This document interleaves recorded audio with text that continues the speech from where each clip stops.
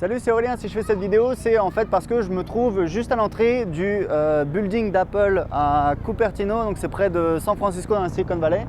Et en fait, si je fais cette vidéo, c'est pour vous parler du livre sur Steve Jobs, sa biographie. Je crois que c'est Walter Isaacson.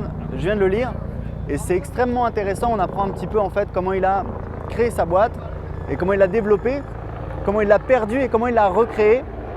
Et en fait, le hasard fait que je suis à San Francisco pour faire cette vidéo et je voulais la faire du coup devant l'immeuble. Donc en fait, c'est hyper intéressant, ça permet de comprendre un petit peu l'informatique moderne. On a les ordinateurs, il y a l'histoire avec Bill Gates également de Microsoft. Et c'est un livre très intéressant si vous êtes entrepreneur, si vous voulez créer une entreprise, parce que ça vous explique justement la vision d'un homme de génie comme Steve Jobs, qui a créé une entreprise qui aujourd'hui, je crois, c'est peut-être la plus grosse cotation, l'entreprise qui a le plus de valeur au monde, alors que dans les années 80, c'était un outsider qui avait un petit peu perdu le combat face à Microsoft et Bill Gates, avec des stratégies différentes, une stratégie en fait d'intégration verticale où en fait, chez Apple, vous pouvez pas, ils font l'ordinateur, ils font le système d'exploitation, ils font les logiciels.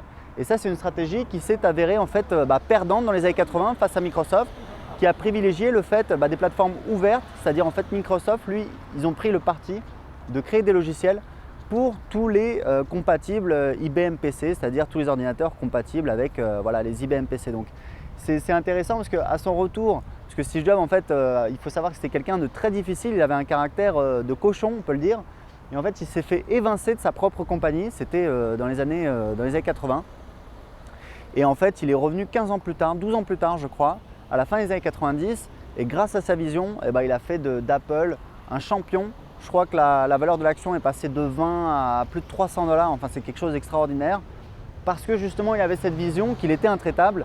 Et en fait, cette vision s'est avérée payante au final, puisque en fait, l'intégration verticale, ça leur a permis de remporter la mise sur tout ce qui est le marché justement des baladeurs MP3. Ils ont commencé avec l'iPod, ensuite avec l'iPhone, ensuite avec l'iPad. Ça leur a permis d'avoir une position dominante qui leur a permis de développer l'Apple Store. L'Apple Store, si vous voulez, c'est une plateforme, on va dire, incontournable.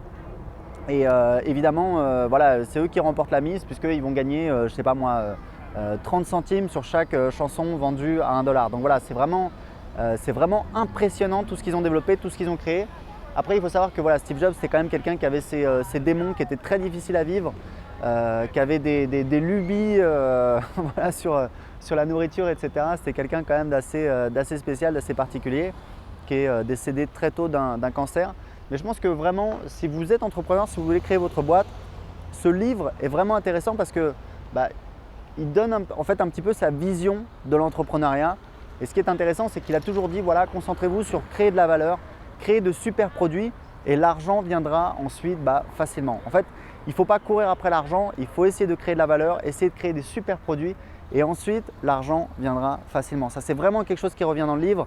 C'est un conseil qu'il donne et je pense que c'est un conseil que je donne toujours sur mes blogs, à mes élèves, dans mes formations. C'est créer de la valeur, aider vos clients et l'argent après il viendra tout naturellement. Donc voilà, écoutez, je vous recommande de lire le livre, la biographie de Steve Jobs, ça s'appelle Steve Jobs tout simplement par Walter Isaacson. C'est très facile à lire, la traduction française c'est très facile à lire et ça va vous inspirer et ça va surtout vous permettre de comprendre qu'est-ce qui s'est passé dans ces 40 ans de développement de l'informatique et de l'électronique moderne. Voilà, j'espère que cette vidéo vous a plu, je vous dis à très bientôt, ciao.